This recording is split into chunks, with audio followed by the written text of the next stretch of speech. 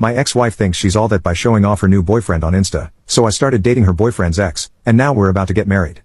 I, 49 meters, and my ex-wife, let's call her Karen, 50F, got divorced, and the straw that broke the camel's back was when I came home with a present for her for our anniversary, and she accused me of getting it from whoever I was sleeping with and threw it away. She didn't even open the present, which was a Tiffany & Co. necklace she had looked at multiple times and expressed she liked. I talked to a divorce attorney after this, and we filed within a month, and she moved out. I told my attorney about this, and she wanted to know where she moved out as Karen wouldn't list her new address. It was revealed she moved in with her new boyfriend. Let's call him Jeremy, 50 meters. I actually knew Jeremy as our oldest kids had been in the same class since pre-K. I also knew Jeremy and his wife. Let's call her Taylor, 52F. Just got divorced right before us too. It took a little over a year to finalize the divorce since Karen couldn't agree to any terms. A few weeks after the divorce, Karen and Jeremy went public with their relationship on a luxury beach trip. Shortly after, Taylor sent me a friend request that I quickly accepted. I'll admit, at this moment, I was being shallow because she's undeniably attractive, and she messaged me right after. She asked if I had seen the post, yada yada yada, just small talk. Then the conversation quickly turned into making plans to get dinner and drinks one night. It was Karen's first weekend with the kids, so Taylor and I went out. It sounds sappy, but at that moment, I knew this could be something.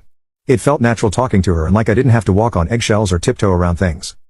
She was the first person to actually look at me while I'm talking, and we agreed on almost everything. I invited her over after we left, and we had a few more drinks and watched a sappy love movie, having so much fun making fun of how unrealistic it was. Somehow, we finished a bottle and a half of wine, so I invited her to stay the night.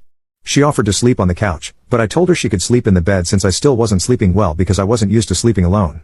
The next morning, I made us breakfast, and we agreed that we should do this another time and that it was great. As we were eating, Karen texted me that she was down the road to drop the kids off. Taylor rushed to get dressed and left. It felt terrible making her leave like that. And, of course, the first thing Karen asked about was if she saw Taylor's car coming down our road. I told her nope, and she dropped the kids off and left. That was 4 years ago. And shortly after that, Taylor admitted to me that she wanted a relationship, and I said yes. We kept it private all this time because it's really no one's business to know as long as we were happy together. We just celebrated our 4th anniversary, and beginning in November, Taylor started to hint that she wanted me to propose and wanted me to move to her farm in another town since she lived an hour and a half away. Our anniversary was December 1st, and she planned a surprise dinner with all our friends to propose to me. I couldn't believe that she really did all this for me. All our friends were incredibly supportive and agreed that we seemed happy together and deserved to be happy with each other. The next day, I made a post that we were engaged. This was the first post about Taylor and me on each other's page.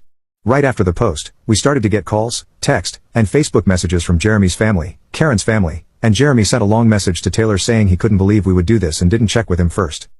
He said how insensitive it was to get engaged when we knew him and Karen were on a break because of the fighting. She ignored all his messages. That is, until we both got messages from my family saying we were crappy people for getting engaged in spite of Jeremy and Karen and how they no longer wanted to see my kids and wouldn't be attending the wedding. Taylor started to help me sell my house since she also works for a real estate company. We packed all my stuff up, sold all the furniture, and moved me into Taylor's house. I left my job and was actually able to get a job at her company as a salesman. She has 2 sons who treat me very well, and while they don't call me their dad,